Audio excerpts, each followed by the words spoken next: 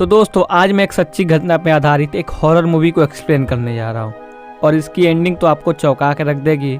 So let explain the movie. तो hello दोस्तों, movie की स्टार्टिंग में हम लीसा नाम की लड़की को देखते हैं जिससे कि वो अपने रूम में अपनी माँ की आत्मा नजर आती है और फिर उसकी माँ उससे कुछ कहती है और फिर वो गायब हो जाती है और हमें देखकर ये लगता है कि लीसा अपनी माँ से खुश नहीं थी। फिर हम देखते हैं कि लीसा अपने बेटी हाइडी के साथ वो अपने नए घर जा रही थी जिससे कि उसका पति एंडी ने अभी अभी कम पैसों में बैंक से वो खरीदा हुआ था। फिर वहाँ पर हाइडी को एक बूढ़े आदमी की आत्मा नजर आती है कि तभी वहाँ पर एंट्री होती है लीसा की बहन जोस की। वह उन्हीं के साथ रहने वाली थी। अब रात में लीसा किसी काम से घर से बाहर जाती है तो उसे झाड़ियों में किसी स्केलेटन का भ्रम होता है जिसे देखकर वह परेशान हो जाती है कि तभी वहाँ पर हाइडी आ जाती है, लेकिन लीसा हाइडी को उसके बारे में कुछ नहीं बताती। फिर हाइडी जोयस से पूछती कि आखिरकार उसकी माँ इतनी क्यों परेशान रहती है। फिर जोयस हाइडी से कहती है कि तुम, मैं और तुम्हारी माँ के पास एक स्पेशल पावर है और इसी वजह से हम घोस्ट को देख सकते हैं, लेकिन लीसा इस पावर को एक श्राप मानती है। बट हाइडी ये सारी बात समझ नहीं पाती है। फिर जोयस उसे कहती है कि तुम अपने दिमाग को फोकस करके देखो, सब कुछ क्लियर हो जाएगा। और जैसे ही हाइडी अपने दिमाग को फोकस करके देखती है उसे बहुत सी स्पिरिट नज़र आती है जिसमें कि वह उस ओल्ड मैन की भी स्पिरिट नज़र आती है। फिर अगली सुबह हम लीसा को देखते हैं जिससे कि फिर से उसकी माँ की स्पिरिट नज़र आती है, लेकिन फिर सब कुछ नॉर्मल हो जाता है। फिर हाइडी साइकिल चला रही थी कि उसे जंगल में से एक लड़की की आत्मा नज़र आती है जिसे देखकर वो नीचे गिर जाती है, जिसके बाद वही ओल्ड मैन की स्पिरिट वहाँ हाइडी के पास आता है। इधर जब जोयस आ रही थी तो रास्ते में उसे हाइडी की साइकिल पड़ी हुई दिखती है और फिर लीसा जोयस से आकर बताती कि हाइडी तो काफ़ी टाइम से गायब है। कि तभी वहाँ पर हाइडी आ जाती है तो लीसा उससे पूछती कि इतने टाइम से वो कहाँ पर थी। फिर हाइडी उसे बताती कि वो मिस्टर गॉडी उसे एक जगह पर लेके गए थे। फिर लीसा कहती कि मिस्टर गॉडी कौन है, तो हाइडी उसे कहती कि मिस्टर गॉडी एक ओल्ड मैन है और वो उसके फ्रेंड भी है और उसे एक झूले वाले जगह पर लेके गए थे। फिर वो सभी वहाँ उस जगह पे जाते हैं। फिर हाइडी कहती है कि मिस्टर गॉडी ने यह भी बताया है कि वहाँ पर एक खजाना दबा हुआ है, लेकिन लीसा हाइडी की बातों को इग्नोर कर देती है। और फिर रात को लीसा को महसूस होता है कि उसके पास कोई है। फिर वो हाइडी के रूम में जाती है तो वह देखती है कि हाइडी किसी से बातें कर रही है और फिर हाइडी उसे बताती है कि वो मिस्टर गॉडी से बातें कर रही है, लेकिन फिर लीसा इस चीज़ को इग्नोर कर देती है। इधर हम देखते हैं कि एंडी और जोयस उसी जगह पे गड्ढा खोदते हैं जहाँ पर हाइडी ने उन्हें बताया था और सच में वहाँ पर उन्हें पैसे मिल जाते हैं जिसे देखकर वो काफ़ी शौक रह जाते हैं। इधर रात में लीसा को फिर अजीब सा फील होने लगता है और जब वो फोकस करती है तो उसे खतरनाक एविल स्पिरिट को वहाँ पे मौजूद होना महसूस होता है जिससे कि वो डर कर वहाँ से भाग जाती है। फिर इधर जोयस उस घर पर थोड़ा रिसर्च करती है और लीसा को बताती है। वह कहती है कि यह घर मिस्टर गॉडी की फैमिली का था और लास्ट मेंबर मिस्टर गॉडी थे। फिर जोयस बहुत सी फोटो रखकर हाइडी से पूछती है कि इनमें से मिस्टर गॉडी कौन है, जिसमें कि हाइडी एकदम सही फोटो को चूज करती है जिससे कि उनको कंफर्म हो जाता है कि जो स्पिरिट हाइडी को नज़र आती है वो मिस्टर गॉडी की है। लेकिन इस बात पर लीसा यकीन नहीं कर रही थी कि उसकी बेटी भी स्पिरिट को देख सकती है, लेकिन जोयस को पूरा यकीन था। फिर हम देखते हैं कि उनके घर पर एक प्रीस्ट आते हैं और वो बताते हैं कि ये जगह बहुत समय पहले अंडरग्राउंड रेलवे लाइन थी जिससे कि गुलामों को यहाँ से लेकर जाया जाता था, जो कि मिस्टर गॉडी के ग्रैंडफादर उस टाइम काफ़ी सारे गुलामों की मदद किया करते थे और उस टाइम लोग उनको स्टेशन मास्टर कहकर बुलाया करते थे। अगले दिन एंडी देखता है कि हाइडी किसी से बातें कर रही है, लेकिन वहाँ पर कोई भी नहीं था और जब एंडी पूछता तो हाइडी उसे बताती कि मिस्टर गॉडी से बातें कर रही थी। फिर एंडी को लगता है कि हाइडी को अकेलेपन की वजह से अपने आप से बात कर रही होगी, इसलिए एंडी हाइडी के लिए एक डॉग लेकर आ जाता है और हाइडी उसके साथ खेलने लग जाती है। बट कुछ टाइम बाद जब हाइडी और एंडी घर से बाहर आते हैं तो वो देखते हैं कि डॉग तो वहाँ पर है ही नहीं, जिसके बाद वो डॉग को ढूंढने लग जाते हैं। फिर डॉग को ढूंढने के लिए एंडी अकेले ही जंगल में चला जाता है कि तभी हाइडी को भी कुछ दिखता है जिसे फॉलो करते हुए वो भी जंगल में चली जाती है, लेकिन उसे उसी झूले वाले जगह पे बहुत सी आत्मा नजर आती है और पेड़ से लटकी एक डेड बॉडी भी नजर आती है जिसे देखकर वो जोर से चिल्लाने लग जाती है।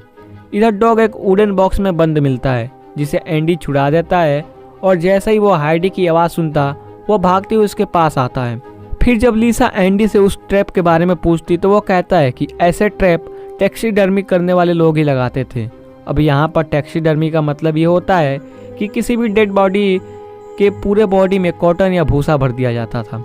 फिर अगले सीन में हाइडी एंडी से कहती कि जंगल में कोई और है, और थोड़े ही दूर पर उन्हें एक ब्लाइंड ओल्ड लेडी और एक लड़का मिलता है। फिर एंडी उस लड़के से बात करता है तो वो लड़का कहता है कि वो अपने पूर्वजों और स्टेशन मास्टर के सोल के लिए प्रेयर करने आया है। वो कहता है कि स्टेशन मास्टर एक टैक्सीडर्मिस्ट थे और गुलामों की मदद भी करते थे। वो कहता है कि उनके पूर्वज नेल और लिवाई एक दूसरे से प्यार भी करते थे और शादी भी करना चाहते थे, लेकिन हमारी कम्युनिटी उनके खिलाफ थी, जिनसे बचाने के लिए स्टेशन मास्टर उनको अपने घर ही छुपा लिया था। और उस समय एक कंडक्टर नाम का आदमी इन गुलामों को स्टेशन मास्टर के घर तक लाता था, और जब हमारे घर वालों को ये बात पता चली तो स्टेशन मास्टर को मार डाला और उनकी बॉडी का टैक्सीडर्मी करके एक पेड़ पे लटका दिया।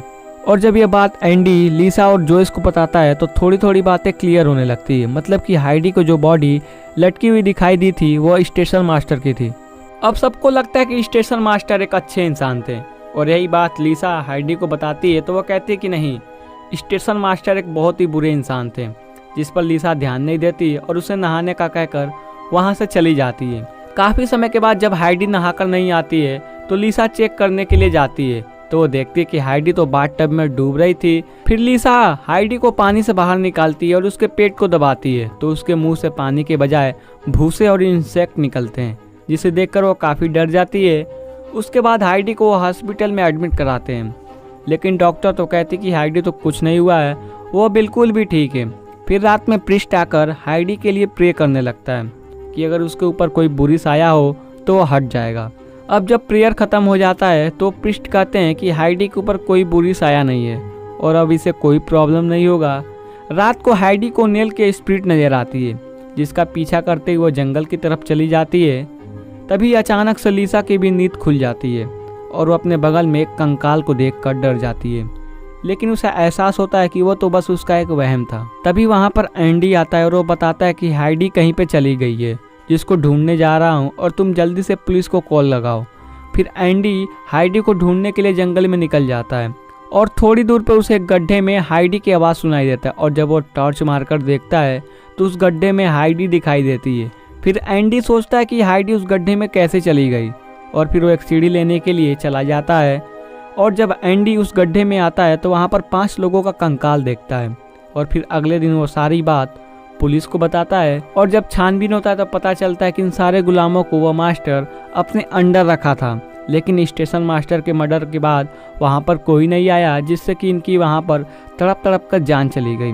फिर हम देखते हैं कि जोइस कहती है कि यहाँ पर रहने वाली स्पिरिट इस कंकाल को छुड़वाना चाहती थी और आज़ाद होना चाहती थी, लेकिन हाइडी कहती है कि उसने उस गड्ढे में बहुत ही डरावनी चीज़ देखी थी। हाइडी कहती है कि वह एविल स्पिरिट हमें मार डालेगी, इसलिए हम लोगों को यहाँ से चले जाना चाहिए, और ऐसा मिस्टर गोडी भी कह रहे थे। बट लीसा उसकी बात पर गुस्सा हो जाती है और वह कहते हैं कि हम कहीं नहीं जाएंगे, लेकिन एंडी को हाइडी के ऊपर भरोसा था। वो कहता है कि हम यहाँ नहीं रहेंगे। फिर अगले सीन में हम एंडी और लीसा को अपना सामान पैक करते हुए देखते हैं कि तभी हाइडी को फिर से मिस्टर गोडी दिखाई देते हैं और वो वैन की तरफ कुछ दिखाने की कोशिश कर रहे थे, और जैसे ही हाइडी वैन की तरफ देखती वो काफ़ी डर जाती है। इधर जोइस को भी नेल और लिवाई की स्पिरिट नजर आती और वो किसी दूसरे स्पिरिट की तरफ इशारा करते हैं, और वो एक एविल स्पिरिट थी जो हाइडी की तरफ बढ़ती जा रही थी। फिर जोइस उस स्पिरिट का ध्यान भटकाती है, जिससे कि वह स्पिरिट हाइडी को छोड़कर जोइस के पीछे आने लगती है। फिर जोइस जाकर वैन में छुप जाती है, लेकिन उस एविल स्पिरिट के अटैक से जोइस के बॉडी पर स्ट्रेच बनने लगते हैं, जिसके बाद उसकी हालत ख़राब होने लगती है। फिर हमें फ्लैशबैक का कुछ सीन दिखाया जाता है जो कि स्टेशन मास्टर का था, और वह एक टैक्सीडर्मिस्ट हुआ करते थे और वह एनिमल को पकड़कर उनको सिल दिया करते थे, और अब ऐसा ही जोइस के साथ हो रहा था।